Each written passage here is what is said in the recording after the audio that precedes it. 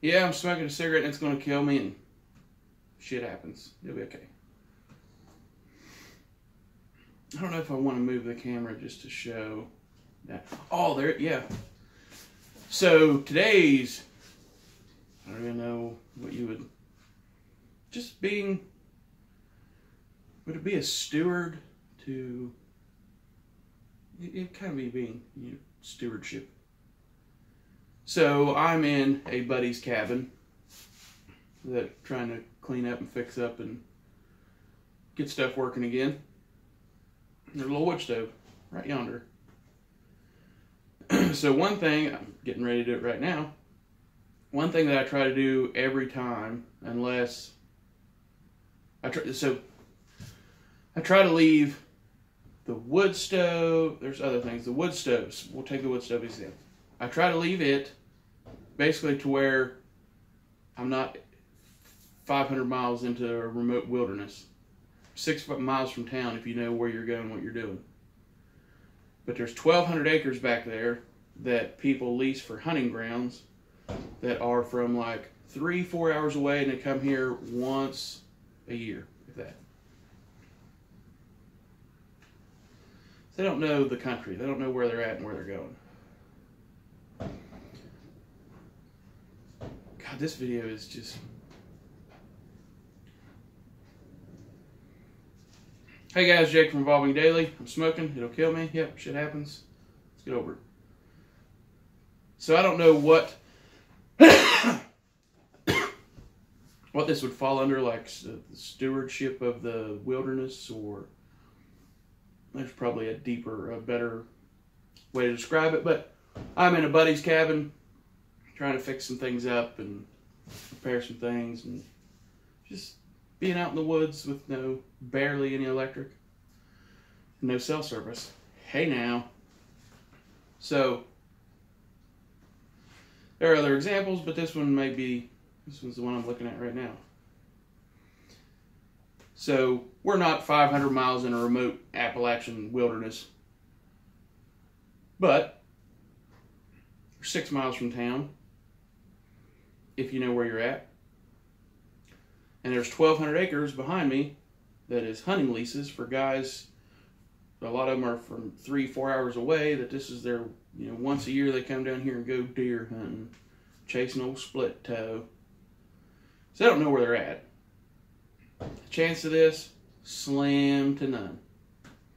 But the wood stove, for example, I try to leave it to where if somebody got lost or was wandering or whatever, if somebody just wandered across this place and they were in bad shape, they were cold or hungry or whatever, they could make it for a while here. This is probably sparked by, I think ranger stations used to have to keep X amount of supplies on hand in case somebody wandered across it. But, so I try to leave the wood stove to where basically you can just light a match, set it in there, and it's probably going to take off. Even if you don't know how to light or run a wood stove, whatever. I do need to move the camera because I need your guys' help. If anybody here burns wood, I have an idea. Anywho, so I try to, a little bit bigger than kindling in the back, stacked a certain way, smaller kindling in the front, and a bird's nest, what I call a bird's nest, a Firestarter. And I leave a Duraflame-ish log on top, one of the ones that you can just light the wrapper, throw it in, and it burns for like 2 hours or smolders for 2 hours. Leave 2 big stick lighters, a handful of firewood, a bunch of firewood on the porch, a splitting maul. I try to leave it so that way if somebody, God forbid, was stranded and they wandered across this place thinking, hey, I can at least get out of the wind in there or out of the rain. You see a wood stove, they can literally just light her off and it'll warm up. And it's also for me. Like today, I got a little bit deeper in the creek than I had planned. So if I would have taken a bath, I just completely fell down and swallowed up in some 40-degree water, and it's currently like 25, 30 degrees outside. If I had to come in here and process kindling and split some wood and get some shavings ready and blah, blah, blah, blah, take a while. But if it's sitting there ready to go, I can come in. And that's usually what I do whenever I get here. If it's the other morning, it was like negative or 1 degree.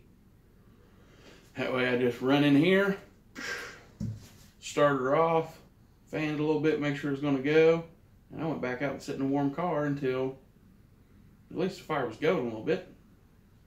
But I keep water, keep food. It's fairly airtight in here. So if you have a remote location or even just at your house or whatever, leave things that way. If bad shit happens, it can just go, hey, it's ready to go. It's not, well, we got to go to the storage unit and find the one marked bug out box, and then but we're gonna have to move the couches. And don't keep the shit that keeps people alive tucked away back. I realize that I'm kind of talking really. Hopefully it's coming through on the telephone. I don't know, this video is probably stupid to 90% of people, but I just think it's a good idea to have stuff staged and ready. And if you decide to come up here on a whim, and maybe everything's just ready. If you put your tools away and have stuff staged up to where it's ready to go next time, then life's just easier. Stuff's more enjoyable. I don't have to think about, oh man, when I get up there, I have to shave some shit down, blah, blah, blah.